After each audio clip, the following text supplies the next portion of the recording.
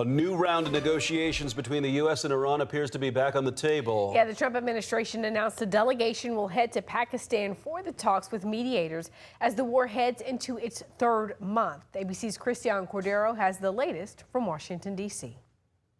Today, after a week of will they, won't they discussions about potential negotiations, the Trump administration confirms plans are set for Special Envoy Steve Witkoff and Jared Kushner to head back to Pakistan for a second round of negotiations with Iran. The Iranians want to talk. They want to talk in person. And so the president is, as I've said many, many times to all of you, always willing to give diplomacy a chance. So Steve and Jared will be heading to Pakistan tomorrow to hear the Iranians out. Not scheduled to attend, Vice President J.D. Vance. Witkoff and Kushner are expected to meet with Pakistani mediators, who will also meet separately with an Iranian delegation. A senior Pakistani government official also tells ABC News if the meetings are a go, U.S. and Iranian delegations would meet directly on Sunday.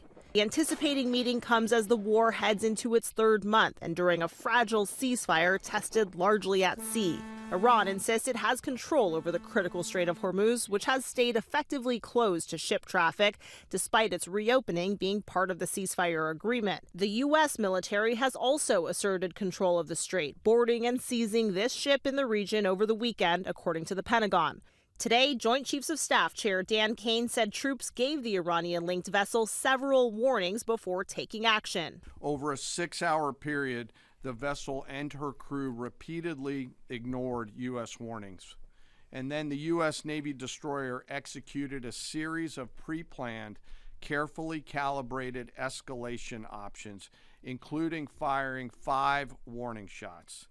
Iranian state media reports Iran also seized 2 ships this week. Both sides say they control the strait. The White House says Vice President Vance will monitor negotiations alongside Secretary of State Marco Rubio, who will also stay in Washington. Christian Cordero, ABC News, Washington.